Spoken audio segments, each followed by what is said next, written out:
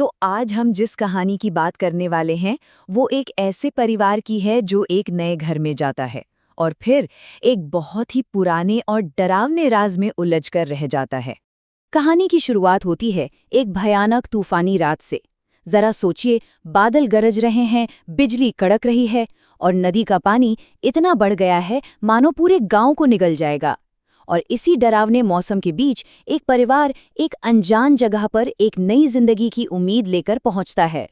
लेकिन उनका ये आना किसी अच्छी शुरुआत जैसा बिल्कुल नहीं लगता, बल्कि पहले ही दिन से कुछ ऐसी अजीब बातें होने लगती हैं, कुछ ऐसी चेतावनियां मिलती हैं जो सीधे सीधे आने वाले खतरे की ओर इशारा कर रही थीं। तो इस कहानी के जो मुख्य किरदार हैं वो है तपन, एक सरकारी अफसर जिनका तबादला एक बहुत ही सुनसान इलाके में हो गया है। उनके साथ हैं उनकी पत्नी मंदाकिनी और उनकी दो बेटियां सुगंधा और इंद्राणी। और उनका नया घर नदी के किनारे बना एक अकेला सरकारी बंगला है जिसकी देखभाल करता है भुवन नाम का एक बूढ़ा आदमी। तो जब तपन भुवन से गाड़ी में बैठने के लिए कहते हैं तो वो साफ मना कर देता है और एक बड़ी अजीब बात कहता है। गांव के लोग सूरज ढलने के बाद नदी पार नहीं करते। ये इस कहानी का समझिए पहला अशुभ संकेत था। और यहीं से मामला और भी ज्यादा रहस्यमयी हो जाता है। गाड़ी से जाते वक्त परिवार को नदी के किनारे एक आदमी टहलता हुआ दिखाई देता है और वो हूबहू भुवन जैसा दिखता है। सब हैरान रह जाते हैं कि भाई भुवन पैदल पैदल उनसे पहले वहां कैसे पहुंच सकता है। और हैरानी की हद तब हो गई जब वो बंगले पर पहुंचे। भुवन छाता लेकर उनका इंतजार कर रहा था। तपन के दिमाग में तो बस एक ही सवाल घूम रहा था, आखिर ये नामुमकिन काम हुआ कैसे। अच्छा, जब सुगंधा ने भुवन से इस बारे में पूछा तो उसने तो साफ साफ मना कर दिया। कहने लगा कि वो तो पीछे वाले रास्ते से आया है, नदी की तरफ तो गया ही नहीं। अब परिवार ने भी सोचा कि शायद अंधेरे में देखने में कोई भूल हुई होगी, लेकिन शक का एक बीज तो उनके मन में पड़ चुका था। उस रात के बाद बंगले पर खौफ का साया और भी गहराने लगा। अब खतरा सिर्फ महसूस नहीं हो रहा था, बल्कि वो हकीकत बनकर सामने आ रहा था और इसका सीधा ताल्लुक उसी नदी से था। अगली सुबह एक बहुत ही डरावनी चीज सामने आई। घर के दरवाजे से लेकर नदी तक गीले कीचड़ में किसी के पैरों के निशान बने हुए थे। पर इन निशानों में कुछ बहुत ही अजीब था, कुछ ऐसा जो नॉर्मल नहीं था। जब उन्होंने ध्यान से देखा तो उनके होश उड़ गए। ये निशान घर से नदी की तरफ जाने के नहीं थे, बल्कि ये निशान नदी से चलकर सीधे घर के दरवाजे तक आ रहे थे। मतलब रात में कोई या कुछ नदी से निकलकर उनके घर आया था। और जब भुवन ने इन निशानों को देखा तो उसके चेहरे का तो रंग ही उड़ गया। उसने कांपती हुई आवाज में बताया कि ये मेचो भूत के निशान हैं, एक ऐसा भूत जिसके पैर उल्टे होते हैं, जिसका मतलब साफ था कि वो नदी से निकलकर उनके घर के अंदर आया था। खैर, भुवन की चेतावनी के बावजूद जिंदगी धीरे धीरे पटरी पर आ रही थी। फिर कुछ दिनों बाद 16 साल की सुगंधा को नदी के किनारे एक बहुत ही खूबसूरत और रहस्यमयी लड़की दिखाई दी।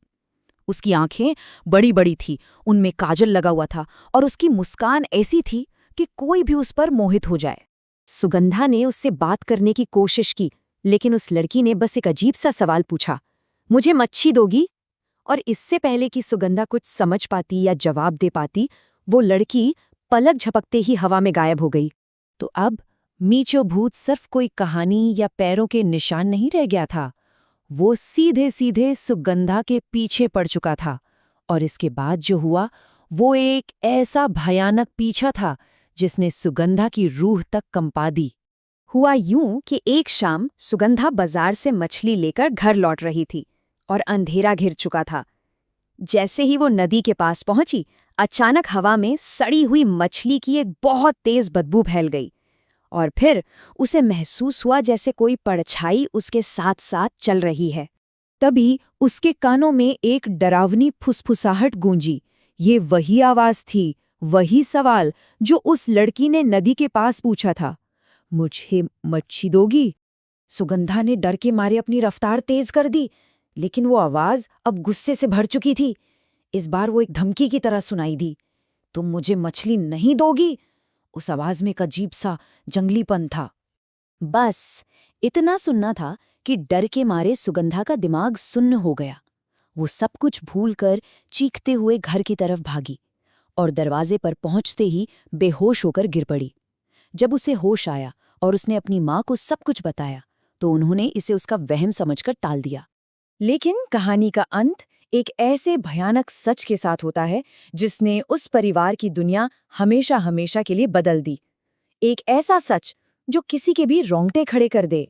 उसी रात जब घर में सब सो रहे थे तो मंदाकिनी को रसोई से कुछ खटकने की आवाज आई। उसे लगा शायद कोई बिल्ली या कोई जानवर अंदर घुस आया होगा।